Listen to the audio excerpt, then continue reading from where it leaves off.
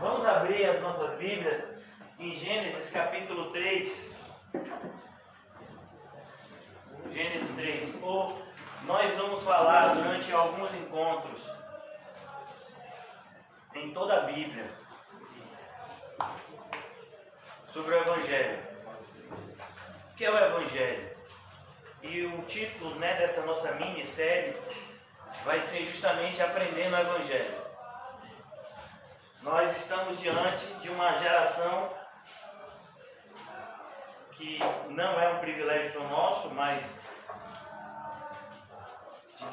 desde o início da formação da igreja sempre houve um grande problema dentro da igreja de pessoas que não entendiam o que era o Evangelho e eram facilmente levadas por toda sorte de doutrina.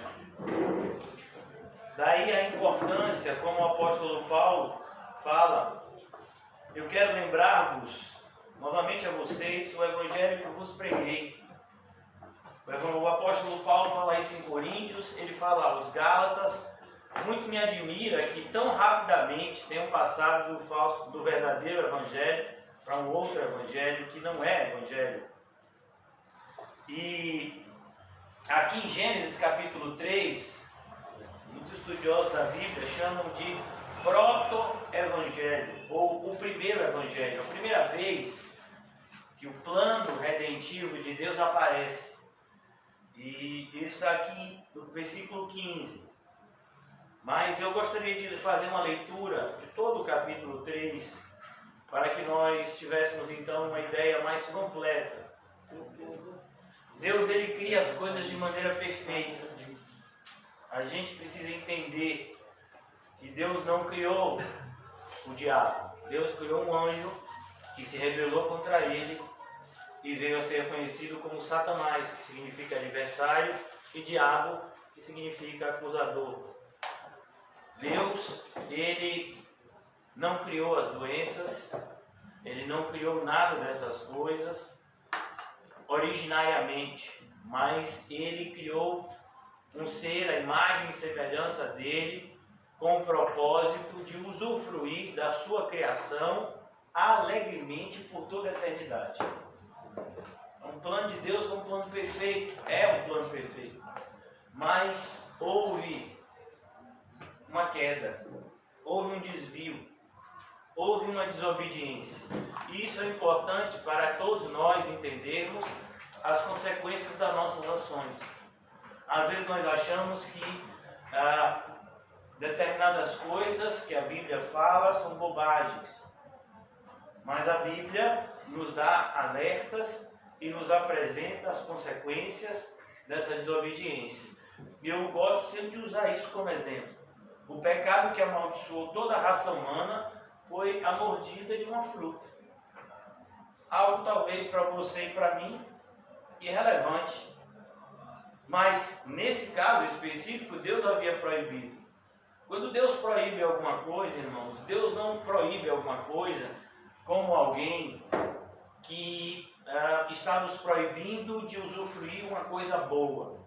Não, Deus proíbe a gente com o mesmo propósito, por exemplo, de alguém que tem um filho diabético que proíbe ele de comer doce. Por quê? Porque se aquele filho diabético comer doce, ele pode morrer. Deus proíbe a gente de fazer determinadas coisas porque, diferentemente de nós, ele tem uma visão perfeita, então ele sabe as consequências de algumas ações. Às vezes estamos pedindo coisas a Deus que nos trariam ou nos levariam à morte. Provérbios fala isso e o próprio Jesus fala sobre isso. Ele diz: qual pai, se o filho pedir um pão, vai dar uma pedra? Mas ele não para por aí. E se ele lhe pedir um ovo, vai lhe dar um escorpião? Você já viu a picada do escorpião? Algumas pessoas dizem que é uma das dores mais fortes que tem. Qual pai que se o filho lhe pedir um peixe, lhe dará uma serpente? A gente já viu que serpentes matam, né? E a gente vai ver aqui uma serpente daqui a pouco, que é a mais perigosa de todas. Então nós temos que tomar muito cuidado com a visão que muitas vezes nós temos de Deus em virtude de determinados acontecimentos que nada mais são a consequência da desobediência. Então, por que Deus faz determinadas coisas? Porque o seu povo desobedece. Ontem mesmo eu estava fazendo um estudo à noite, e depois do culto eu fui estudar, e fiquei estudando a respeito do bezerro de ouro. E eu não sei se vocês já leram essa passagem, está em Êxodo, se eu não me engano, e lá você vai ver que cerca de milhares de pessoas morrem. Aí você diz assim, por que Deus matou tanta gente assim? Porque eles desobedeceram. A desobediência, ela é perigosa porque ela contamina. Deus, desde sempre, Ele teve um povo eleito. E Ele cuida desse povo, como a gente vai ver aqui, de uma forma que para nós é inimaginável. A ponto de Paulo conseguir dizer somente a seguinte expressão acerca disso. Eu sei, ele está falando de uma certeza experimental, de uma certeza absoluta, Romanos 8, 28. Eu sei, sabemos, não é uma conjectura hipotética, é uma certeza. Sabemos que todas as coisas cooperam para o bem daqueles que amam a Deus e que foram chamados segundo o seu propósito. Então não é uma hipótese, é uma certeza. E aqui a gente vai ver por quê. A chave para você entender toda a Bíblia está aqui em Gênesis 3. Se você não tiver uma compreensão correta dessa passagem na Bíblia, provavelmente você vai ter dificuldade de entender muitos textos do Novo Testamento e do próprio Antigo Testamento. Então, sem mais delongas, capítulo 3 inicia-se com tudo perfeito. Deus fez tudo e tudo era muito bom. Ele fez a terra, o mar, os animais, sol, estrelas, toda a criação. E deu ao homem uma companheira. E deu uma ordem para eles, que eles reinassem, dominassem, governassem sobre toda a criação e que eles se multiplicassem. Mas isso não demorou muito. O que acontece em Gênesis capítulo 1? Mas a serpente, mais sagaz de todos os animais selváticos que o Senhor Deus tinha feito. A ideia aqui é justamente de mostrar a sagacidade do diabo. O diabo ele tem muitos nomes na Bíblia: serpente, dragão, enganador, diabo, Satanás. Então, aqui ele aparece e justamente Moisés, que é o autor do livro de Gênesis, ele coloca isso. Ele é das criações de Deus, a ideia de animal, a ser vivo. Ele é o mais astuto de todos. Ele tem um poder de enganar que é algo para nós imensurável. Como um ser consegue enganar um anjo? Um anjo que tem uma inteligência muito maior que a nossa. Um anjo que vê Deus, diferentemente de nós, porque os anjos são seres espirituais. Mas Satanás conseguiu enganar anjos para que eles se revoltassem contra Deus e são expulsos do céu juntamente com eles. Juntamente com ele. E aqui, então, nós vemos um vislumbre do que está escrito em Apocalipse 12. Há uma conexão muito grande entre esses dois livros, Gênesis e Apocalipse. Esses dois livros eles têm uma ligação muito profunda. Não é à toa que eles estão no primeiro lugar e no último lugar da Bíblia. Você vai ver, por exemplo, a expressão árvore da vida, livro da vida, perdão, árvore da vida, você só vai ver em Gênesis e em Apocalipse. Existem expressões que estão conectadas nesses dois livros. E aqui, Deus fez. A ideia é, não existe essa luta que muitas pessoas colocam de Deus e o diabo. Deus não está lutando contra o diabo. Quem luta contra o diabo somos nós. tem essa luta. E temos essa luta em virtude da nossa natureza carnal, que concede esse poder ao maligno. Como está escrito lá em 2 Coríntios 4, o príncipe deste século, o Deus desta era, cega o entendimento do incrédulo. Então aqui a gente percebe, disse a mulher, olha, há todo um diálogo aqui, eu não vou me aprofundar, porque o propósito não é esse. Vocês sabem que a mulher é enganada, mas ela é enganada porque ela não deu ouvido a Deus. Ela deu ouvido ao diabo. Isso é um retrato, um diagnóstico que poderia ser meu e seu. Quantas vezes a palavra de Deus nos diz uma coisa e a gente faz totalmente diferente porque o mundo diz que era para a gente fazer dessa forma. Mas todo mundo está fazendo dessa forma. Mas a palavra de Deus diz que é para fazer dessa. Mas se eu seguir a Bíblia, e aí como é que vai ficar a minha vida? Porque todo mundo está seguindo nessa direção. Mas a Bíblia está dizendo para você ir nessa. Perceba a escolha, por exemplo, de Ló.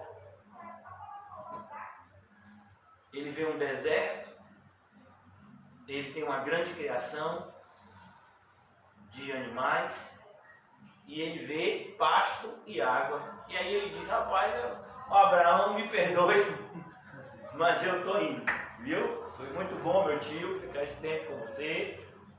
Mas, já que o senhor disse que é para eu escolher primeiro, olha, e ele achou que estava fazendo a melhor escolha do mundo, não sabendo ele o que custaria para ele essa escolha. Tudo que ele conseguiu depois disso foi sofrimento. Então, a gente tem que tomar muito cuidado, porque a mulher achou que estava fazendo uma ótima escolha, comendo do fruto. Como foi que Satanás conseguiu enganar ela? Você vai ser como Deus. Mas, irmãos, quando é que a gente vai entender que ninguém é como Deus? Ninguém é como Deus. Só Deus é Deus.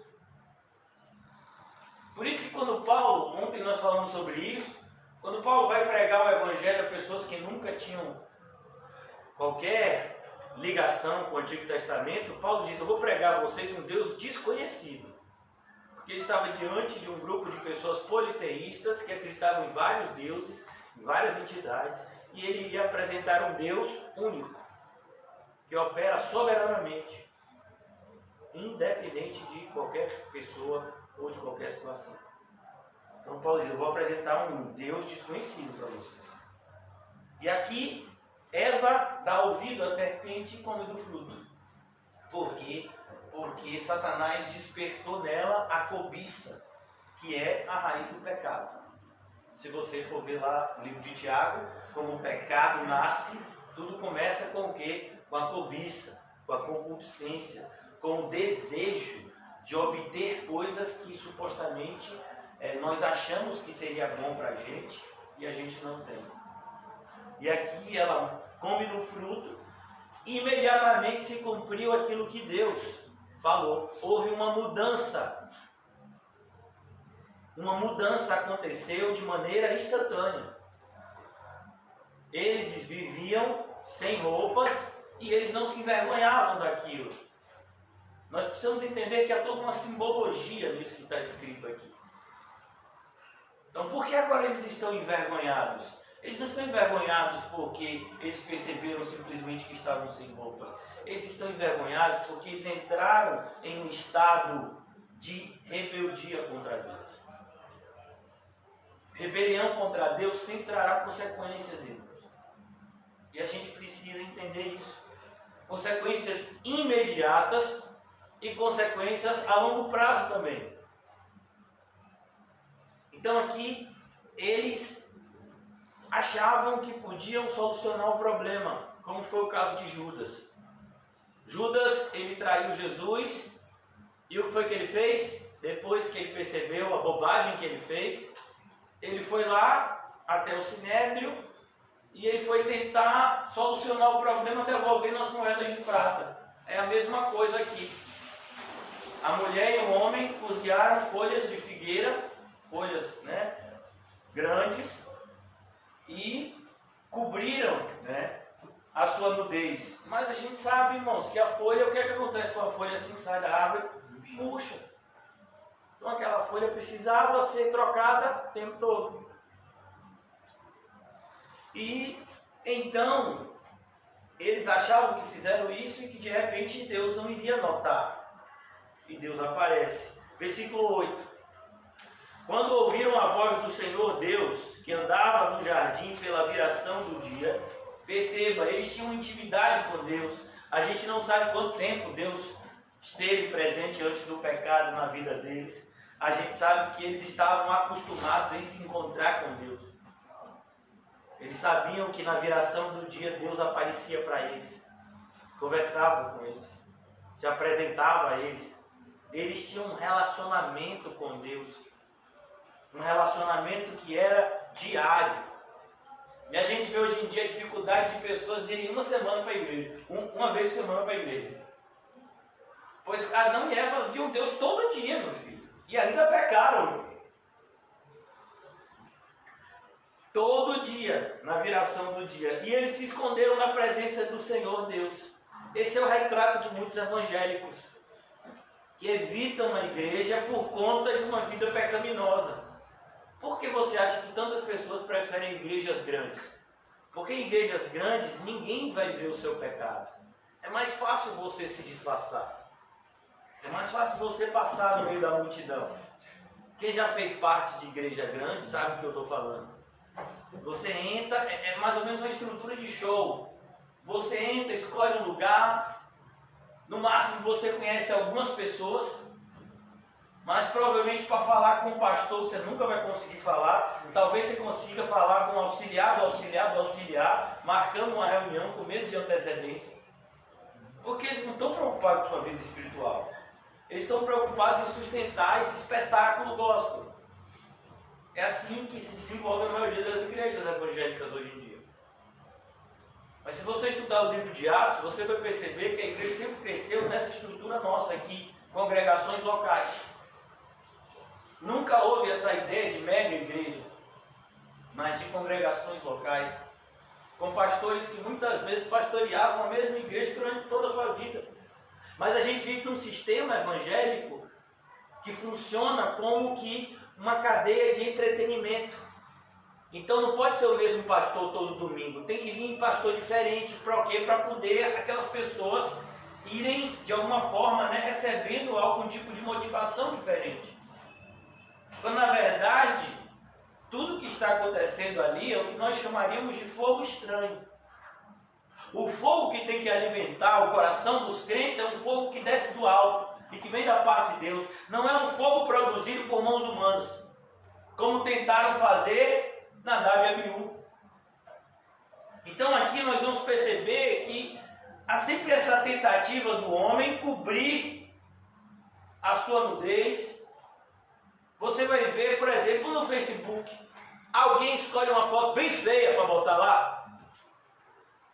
Ou o pessoal normalmente trabalha a foto até no Photoshop. Quando você vê a pessoa pessoalmente, você diz assim: oxe, meu filho, você é essa pessoa. Né? Hoje em dia tem esse Instagram também, né? A pessoa tem uns programas que você muda, afina o rosto, faz assim, pega de perfil, e aí você, rapaz, fulano tem uma aparência boa, viu, rapaz? Aí quando você vê a pessoa pessoalmente, você diz: varão, aqui não confio não. Cara crachá não bateu não. Por quê? Porque a gente é assim, a gente só quer mostrar o quê? O lado bom. Ninguém quer ver o lado escuro da lua. Então a gente sempre esconde as coisas feias. E como a gente sabe que Deus vê tudo, aí a gente faz o quê? Deus não dá para enganar, então a gente tem que se esconder dele. Ou pelo menos tentar. Percebeu por que tanta gente evita vir na igreja? Porque ele sabe que quando chegar aqui, a podridão interior dele vai ser revelada. Eu não sei se já contaram isso para você. Quando eu era pequeno, né? E eu fazia aula de natação, estava até lembrando, estava vindo com os irmãos conversando. E eu faço atividade física desde muito pequeno, com 3 anos de idade eu comecei a fazer natação. E eu me lembrei que o professor, para evitar que as criancinhas fizessem xixi na piscina, né, dizia, ó, botou um produto químico, quem fizer xixi vai sair uma mancha roxa. Mentira, rapaz, esse produto não existe não. Mas a criancinha ficava apertada. O cara disse, eu vou virar xixi aqui, vai sair a mancha roxa aqui, vai todo mundo me pegar, e vou contar pro meu pai. Não, agora que vai ter de criancinha fazendo xixi na piscina, meu filho. Quer dizer que esse produto não existe, vai ter adulto até agora dizendo, não existe, eu sempre achei que existia. Então a gente sempre, quando a gente pensa que alguém vai descobrir o que a gente fez de errado, a gente foge daquela localidade. Porque a gente tem uma forte tendência a não querer admitir as nossas culpas. E tudo isso eu estou dizendo, irmãos, porque percebe por que é tão difícil para a gente acreditar no Evangelho? Porque nós somos pessoas falsas. Nós gostamos de falsidade, mentira. A prova disso é que a gente ama novela, filme de ficção. A gente gosta dessas coisas, filme de herói. A gente gosta de fugir da realidade, né? Então, por que a gente gosta de fugir da realidade? Porque a gente não quer enfrentar o problema de cara. A gente quer, né, ver se com o tempo, vai que Deus esquece o que eu fiz, né? E não é assim, irmãos. Mais cedo ou mais tarde, você vai ter que tratar com o pecado, e o pecado ele sempre tem um efeito bola de neve. Se você não tratar ele no começo, meu filho, quando você vê, ele já está de um tamanho tão grande que se torna praticamente impossível você tratar dele, a não ser que você faça coisas piores, como foi o caso de Davi. Ele adulterou com Batseba, e aí depois Batseba engravidou. E aí ele tentou encobrir com a mentira, mandou trazer o marido de Batseba para ver se eles se relacionavam, e ele achava que o filho era dele, né? O de Urias. Só que Urias era um homem crente, era um soldado fiel. Disse, não, eu não posso entrar, não posso ter relacionamento com a minha esposa, porque nós estamos em guerra. E aí o que foi que Davi fez? Se arrependeu do pecado? Não, mandou matar Urias. Olha a bola de neve. Então aqui a gente vai ver a mesma coisa. O homem, ele devia clamar por Deus, mas ele se esconde. E a segunda, a gente primeiro tenta esconder o pecado. Em segundo lugar, quando o pecado é descoberto, o que a gente faz? A gente se vitima. É a vitimização. A gente é o coitadinho da história. Eu não tinha essa intenção. Mentira, você tinha intenção muito pior. Então, aqui ele diz, chamou o Senhor Deus o homem. Perceba, Deus chama quem primeiro? O homem. Porque a responsabilidade maior é do homem. Percebe que isso não é machismo. Isso é o plano de Deus. O homem, ele tem características diferentes da mulher, tanto do ponto de vista físico quanto do ponto de vista espiritual. Eles se completam. Então não é que um é melhor do que o outro, não, um completa o outro. A mulher não foi tirada do pé do homem, mas da sua costela. A ideia é de paridade. Mas é importante que a gente entenda que existe uma arrumação funcional, de maneira que não pode os dois darem ordem, não podem os dois medirem força, mas eles têm que se completar. E aqui a gente vai perceber que essa harmonia que deveria existir entre os dois já estava rompida pelo pecado e eles nem tinham percebido. Porque quando Deus faz a pergunta, ele respondeu, ouvi a tua voz no jardim, versículo 10, e porque estava nu, tive medo e me escondi. Agora veja, irmãos, como é que eu vou ficar com medo daquela pessoa que sempre me fez bem? É como disse o apóstolo João, em 1 de João, Diz, filhinhos, não pequeis. Mas se vocês pecarem, você vai ficar com medo de Deus, se esconder de Deus, sair da igreja? Não, você se arrepende. Você se volta para Cristo em contrição. Perdoa-me, Senhor. E Ele vai te perdoar, se o seu arrependimento for sincero. Perceba que tudo isso é o Evangelho, irmãos. O Evangelho tem que falar, mais uma vez, eu vou repetir isso talvez uma centena de vezes, milhares de vezes, para ver se cai na nossa cabeça. Eu estava vendo hoje um livro de Spurgeon, né? Que foi transformado em audiobook, que falava justamente disso, que desde a época de Spurgeon, 200 anos atrás, um pregador, né, do verdadeiro evangelho, ele dizia isso, que há uma tendência dos pastores, com o propósito de agradar as pessoas, de apresentarem somente uma parte do evangelho, a boa notícia, sem apresentar a má notícia. Mas a boa notícia só é boa notícia se você apresentar primeiro a má notícia, senão não é boa notícia. Se você não entender a sua realidade espiritual, você nunca vai entender o Evangelho. Se você não entender quem é você, quem é Deus e qual a realidade do mundo ao nosso redor, a gente nunca vai entender o Evangelho. Por isso que para a gente dar a boa notícia é toda uma preparação.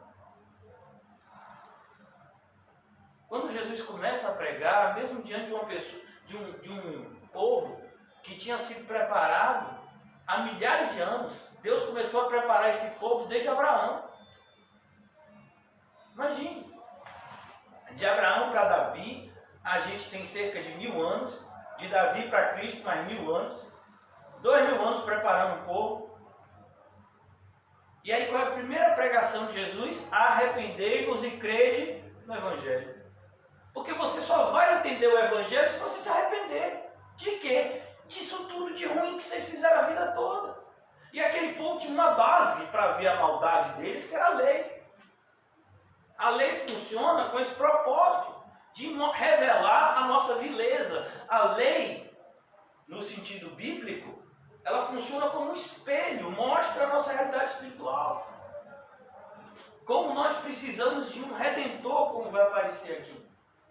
Isso que o Evangelho fala. O Evangelho fala do Redentor, que nos salvou. Cristo Jesus morrendo pelos nossos pecados. É essa a notícia do Evangelho. Mas por que Ele teve que morrer pelos nossos pecados? Que pecados são esses? O que é pecado? Essas questões elas precisam ser tratadas, porque senão você nunca vai entender o que é essa afirmação que Paulo fez. Em 1 Coríntios 15, Cristo Jesus morreu pelos nossos pecados, segundo as Escrituras. Sim, mas por quê? Que pecado? Que pecado é esse? O que foi que eu fiz? Eu sou uma pessoa tão boa. Então a gente precisa tratar de todos esses assuntos. Aqui então, no versículo 11, perguntou-lhe Deus: quem te fez saber que estava nu? A ideia aqui, irmãos, não está falando de nudez ou não. A ideia aqui é justamente como você chegou a essa realidade espiritual que você está hoje. É como, por exemplo, você chega para uma pessoa que nos primeiros dias de igreja estava, totalmente empolgada, lia a Bíblia, orava, e de repente você se encontra com aquela pessoa já fora da igreja, já nem acredita mais se Jesus de fato existe ou não, já está quase que tendendo a uma religião oriental, tipo o budismo. E você fala: o que foi que aconteceu com você? A pessoa foi se esfriando, a realidade espiritual mudou daquela pessoa. E isso daqui é o simbolismo de que houve uma mudança na percepção de vida deles. O que mudou na vida deles foi a percepção do mundo. Quando você é cristão, a percepção do mundo é uma. Quando você não é cristão, a percepção do mundo é outra. Por isso que você pode estar na igreja e não ser cristão. Você pode ser pastor e não ser cristão, porque a sua percepção do mundo não mudou. Como você enxerga o mundo? Você dá mais valor às coisas visíveis ou às invisíveis? Paulo fala sobre isso. O que é mais importante para você? Ouro e prata ou agradar a Deus? Não é a percepção. Eles viram que estavam nus. A percepção deles mudou. É isso que Moisés está tentando mostrar aqui, que muitas vezes a gente fica nessa infantilidade de desenho bíblico, né? Eu particularmente amo desenho bíblico. Mas a gente fica nessa infantilidade de que, porque antes, né, eles não se envergonhavam e agora eles sentem vergonha. Por que eles sentem vergonha? Porque eles são pessoas diferentes. Assim como o cristão é uma nova criatura, Adão e Eva aqui, depois de pecado, eles eram uma nova criatura, agora para o mal, não para o bem. Nós nascemos maus e em Cristo Jesus somos nova criatura. Agora temos a aptidão de lutar contra o mal e começar a tentar fazer o bem. Glória a Deus. E vai ser difícil. Aqui não. Adão e Eva nasceram para o bem, para fazer aquilo que era maravilhoso. A realidade deles era perfeita. Mas eles então pecaram e houve uma mudança. Eles agora aqui, eles são o quê? Uma nova criatura. Eles não são mais a imagem e semelhança de Deus. Porque Deus nunca pecou. Deus nunca fez o mal. Deus não tenta ninguém, não é tentado por ninguém. Não há nenhuma variação em Deus. Então, é importante a gente entender isso. O que é ser nova criatura? Aqui um exemplo. Porque a gente só tem essa ideia de nova criatura, né? Do mal para o bem. Mas e aqui? Era do bem para o mal. Satanás foi uma nova criatura. Ele era um anjo. Quando ele desobedeceu a Deus, ele se transformou em quê? No demônio. Então a gente tem que tomar cuidado. Existe o cristão, existe o apóstolo. O apóstolo João diz, eles saíram do nosso meio. Por quê? Não eram dos nossos. Eles é como se alguém que usa um disfarce temporariamente e depois tira esse disfarce. Eu não sei se vocês, quando eram ímpios, né? Eu, na minha infância, eu era praticamente obrigado a assistir novela, né? Então, você percebe vários personagens, vários desses atores, numa novela ele fazia papel de médico, em outra novela ele fazia papel de empresário, em outra novela ele de repente era um pedreiro, em outra novela ele era um mecânico, em outra novela ele já era o dono do mundo. Cada novela ele era uma coisa. E cada novela ele era... Então tinha personagem que ele tinha que ter a barba grande. Tinha personagem que o cabelo tinha que ser pintado. Tinha personagem, né, que ele tinha que botar o jaleco, botar o estetoscópio, porque ele era um médico. E médico o quê, meu filho? Não sabe nem tirar a pressão. Se você botar, ele não sabe nem botar o nome daquele negócio. Ele bota o sovaco? Termômetro, ele não sabe. Mas ele bota o jaleco lá, já acha que é médico.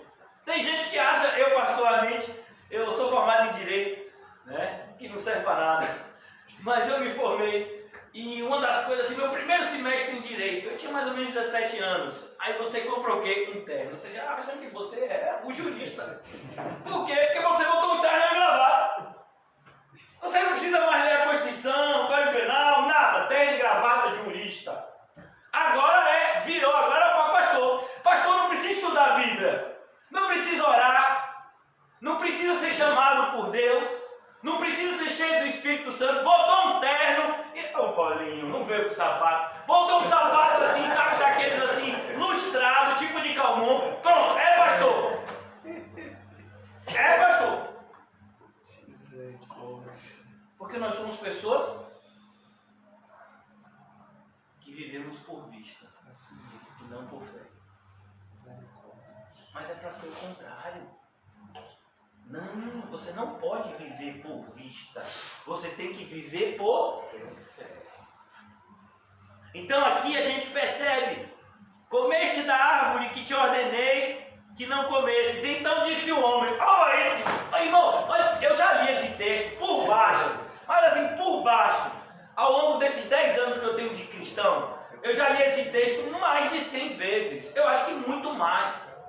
São um dos textos que eu mais li da Bíblia. Irmão, eu vejo assim, rapaz, que cara de pau. E eu fico me vendo. Vocês são santos. Todos vocês, eu quase que vejo uma auréola na cabeça de vocês. É todo mundo anjo, iguaquinho. Mas eu sou um pecador miserável. Então somos. E a gente fica querendo botar a culpa nos outros, né? Que não, eu estou nessa vida por causa de fulano.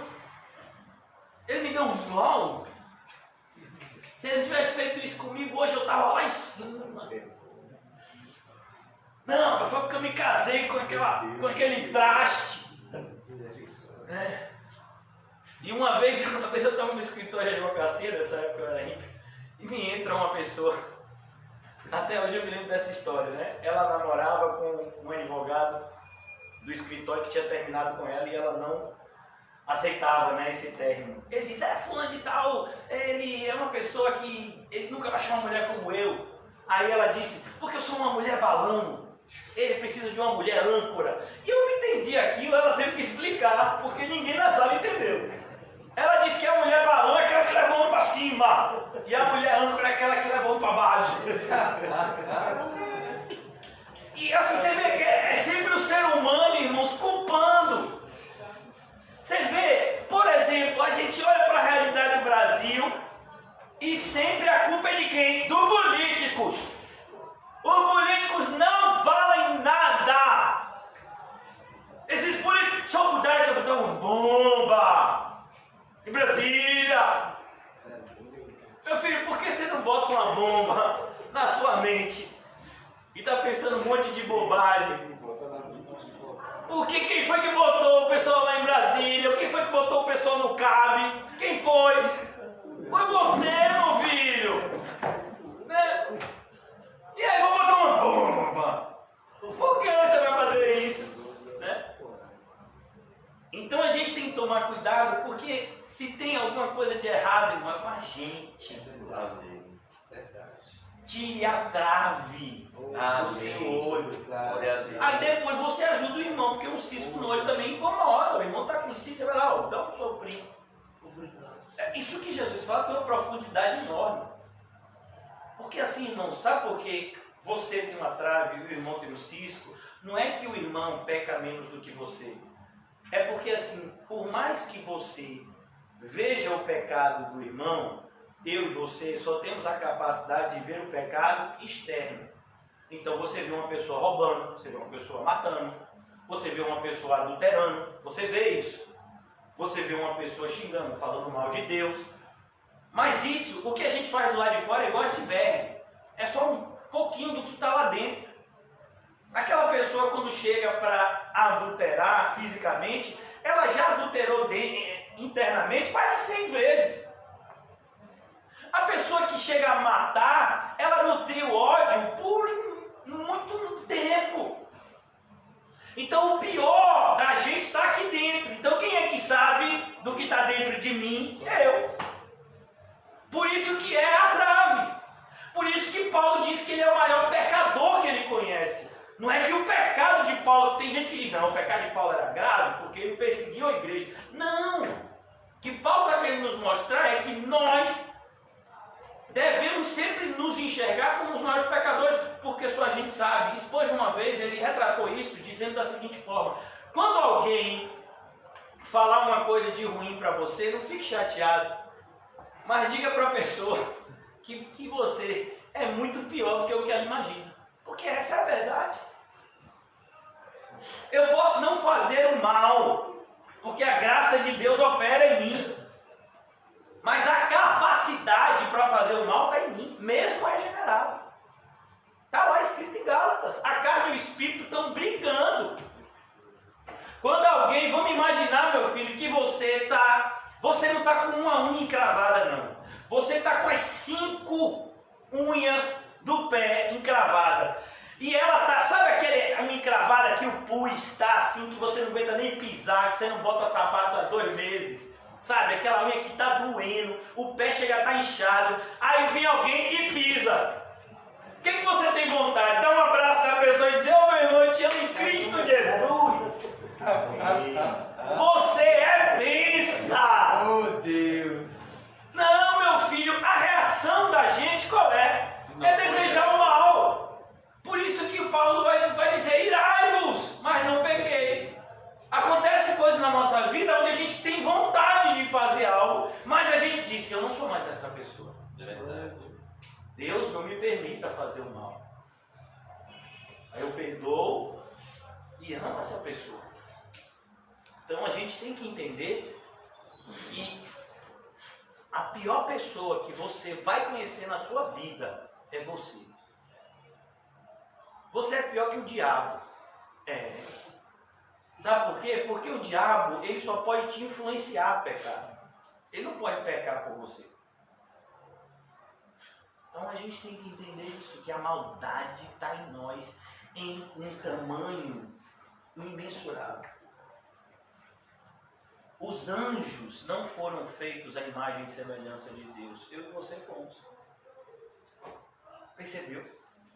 Quem mais é dado, mais é cobrado. Então aqui, olha que coisa. A mulher que me deste por esposa, olha, não é mais aquele amor, a lua de mel. Sabe? Já passou, meu filho. Agora é a mulher que o Senhor me deu. Olha, Deus, eu não quero falar mal, mas a culpa é sua. E aqui ele ainda vai usar o quê? O calvinismo. Ele ainda vai usar a soberania de Deus. Vai dizer, ó Deus, eu não quero falar mal dos seus projetos. Mas o Senhor desde o começo queria que eu fizesse isso porque me deu uma mulher assim. Não, irmão. Deus não tem culpa do seu pecado. Às vezes a gente diz, não, Deus queria que eu fizesse isso porque Ele colocou determinada coisa na minha frente. Não. Ali era uma oportunidade que você tinha de provar que você ama a Deus acima de todas as coisas. Então, quando Jesus Cristo foi batizado, para onde Ele foi? Para o deserto. E Ele foi o quê? Provar. Imagina, o próprio Filho de Deus, Deus Filho, Ele nos dá essa lição linda. Transforma essa pedra em pão. Por quê? Você não está com fome? 40 dias sem comer, Jesus. Não, mas nem só de pão viverá o homem. Então percebe, irmãos, que nós não devemos colocar a culpa das nossas transgressões em outros. É por isso que a gente não entende o Evangelho, porque a gente já começa errado. A gente já começa recebendo o Evangelho se sentindo vítima. Então quando uma pessoa chega e diz assim, olha, Deus te perdoou, graças a Deus Ele me perdoou, porque minha vida sempre foi tão difícil. Sua vida foi o quê, rapaz? Difícil. Por que sua vida foi difícil? Porque desde pequeno aconteceu isso e isso comigo e isso. Meu filho, você colheu o que você plantou. Então a gente precisa parar de se vitimar. É claro que algumas pessoas têm uma realidade do ponto de vista externo mais dura do que a outra, mas por dentro é todo mundo igual. Você pode nascer num palácio, você pode nascer no meio da rua como sem teto. Por dentro é todo mundo igual. Não só na parte de órgãos, né? Mas na parte espiritual. Todo mundo nasce do mesmo jeito. Não tem nenhuma vítima. Todos nós podemos crer em Cristo, uma vez que o Evangelho chega até nós em graça e pelo poder do Espírito.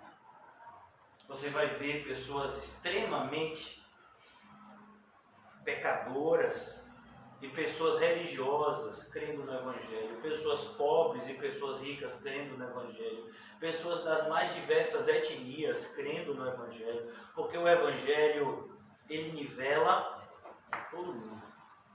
Porque todo mundo é filho desse casal aqui. O autor da carta aos Hebreus lembra isso para a gente. Ó, eu só vou falar com você de fé se você disser para mim que você acredita que Deus criou de um casal toda a raça humana. Senão não tem nem mais o que conversar.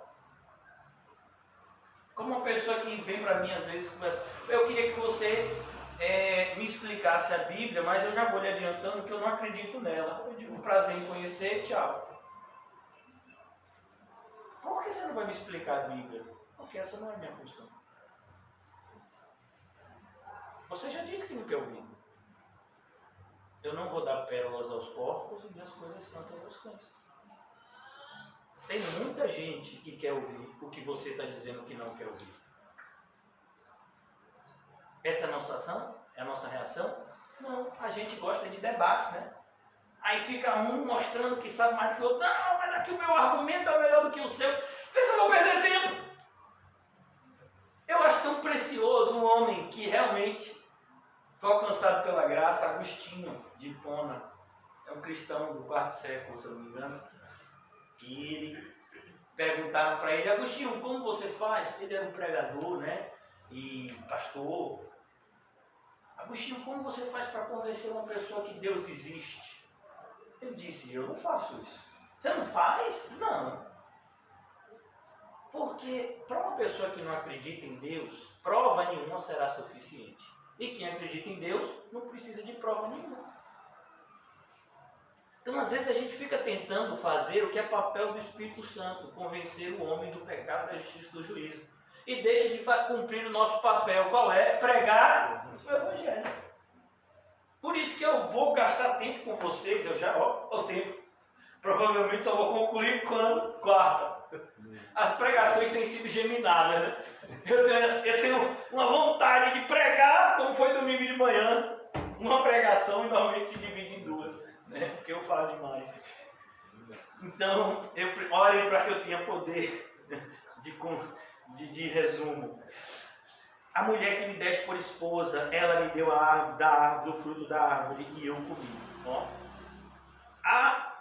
A mulher não foi diferente. Ela respondeu o seguinte: a serpente me enganou e eu comi. Olha, uma botou a culpa em Deus e outra botou a culpa no diabo. Eu acabei de dizer para você o que a raça humana faz desde a origem. Um pastor muito famoso, não é da sua época nem da minha, porque vocês são jovens, né?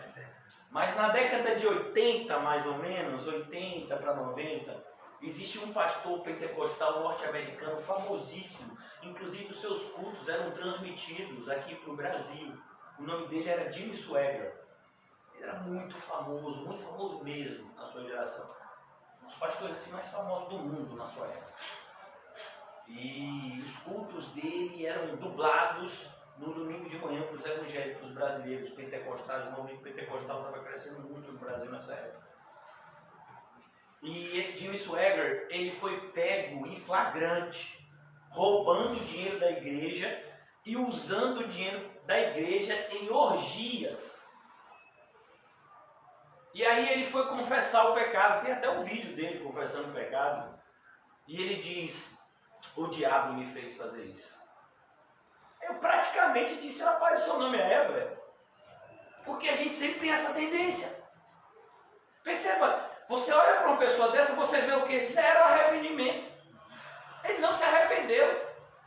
Ele simplesmente foi pego em flagrante. E aí, para o negócio não ficar feio para ele, ele vai lá e diz... É como as pessoas vão hoje em dia. Por que você acha que a igreja que mais cresce no mundo, e no Brasil, é a igreja pentecostal? Porque a igreja pentecostal, irmão, se você é de alguma igreja pentecostal, não se sinta ofendido. Mas a teologia da igreja pentecostal é um lixo diabólico. A teologia da igreja pentecostal cresceu debaixo disso daqui. Tudo é culpa do diabo. Você já percebeu? Para ser igreja pentecostal tem que ter culto de quê? De libertação. Senão não é pentecostal. Você já viu alguma igreja pentecostal sem culto de libertação? Me apresente, nunca vi. Tem que ter. Por quê? A pessoa chega lá, alcoólatra, adúltero, a pessoa chega lá, homicida, e aí diz o quê? O que ele precisa? De libertação. Não, eu não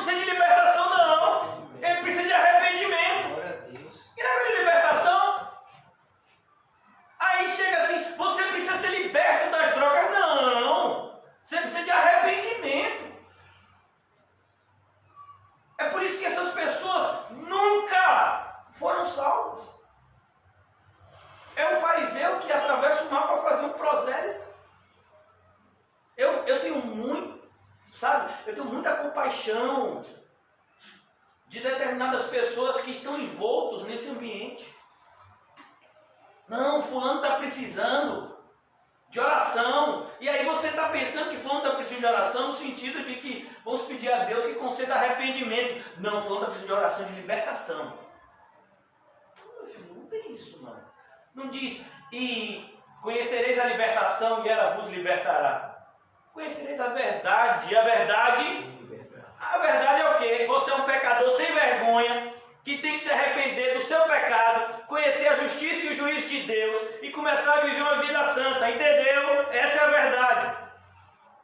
Se você continuar vivendo a vida que você vive, você vai para o inferno. Essa é a verdade. Não é libertação. É por isso que você percebe que aquela pessoa endemoniada que fulano orou, eu sei que eu fui para vários cultos de libertação. Aquela pessoa endemoniada sempre vem para frente, cai na maca, semana que vem, está lá ela de novo. Eu digo, gente, que negócio é esse? Mas não foi liberto? Como foi que voltou? E essa pessoa que supostamente foi liberta, ela sai, meu filho, e vai fazer um monte de coisa errada. Mente, rouba, faz um monte de coisa errada. Eu digo, a gente não foi liberto? Muda às vezes até a roupa. E continua fazendo um monte de coisa errada. Porque o fruto do Espírito não é você ter uma transformação externa somente. É você ter uma transformação interna. O fruto do Espírito é amor, paz, alegria, bondade, benignidade, longanimidade, mansidão, fé, domínio próprio. Isso é uma pessoa transformada. A gente chega ao ridículo de determinadas igrejas que já receberam um nome, né, na teologia de neopentecostais, que ainda é pior.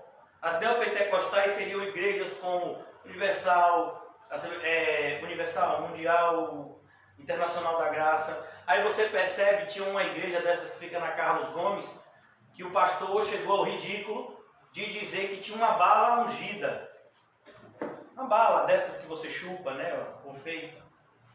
Que se você tivesse algum filho drogado, algum marido que dependente de droga, você podia ir lá nos cultos, aí dá o horário dos cultos, você pega aquela bala e você dá, a pessoa vai chupar aquela bala e vai estar liberta do vício. Meu irmão, você acredita mesmo nisso? Então você acredita em gênio da lâmpada, você acredita, né, em lobisomem, em fábulas e genealogias, que nenhum proveito tem, como disse Paulo. Mas é isso que o povo muitas vezes quer ouvir. Então a gente tem que tomar cuidado, irmãos. Eu vou concluir aqui. A realidade, o Evangelho começa quando eu e você nos enxergamos como pecadores. E quando eu e você não nos enxergarmos como o pior dos pecadores, a gente nunca vai estar apto para ouvir o Evangelho. A gente vai ouvir o Evangelho como aquele solo duro, que rapidamente vem o diabo e leva. O que faz com que nós nos tornemos solos férteis para receber a semente do Evangelho e frutificar é quanto mais pecador você se enxergar, a culpa da realidade da sua vida é sua. A culpa não é dos políticos, a culpa não é do seu vizinho, a culpa não é de um parente, a culpa não é de ninguém, a culpa é sua.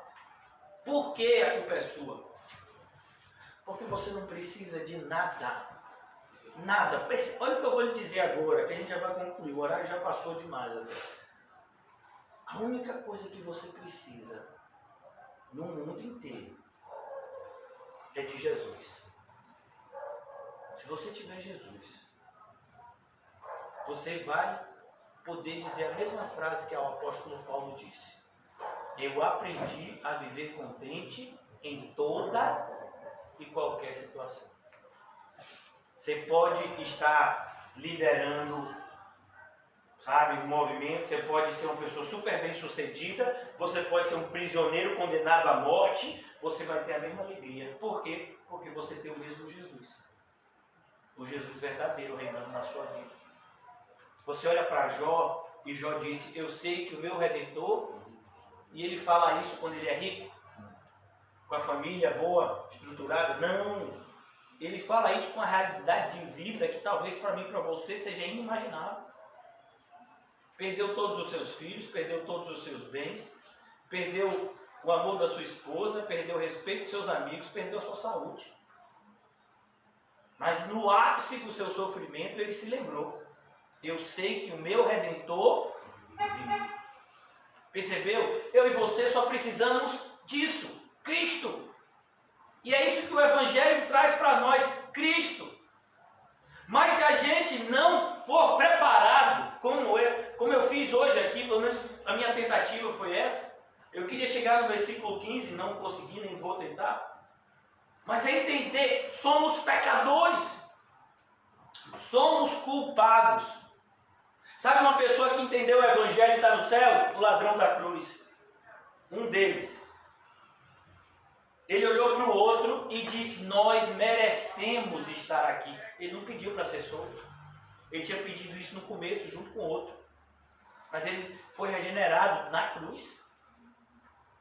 E ele disse: olha, nós merecemos essa punição. Nós somos culpados.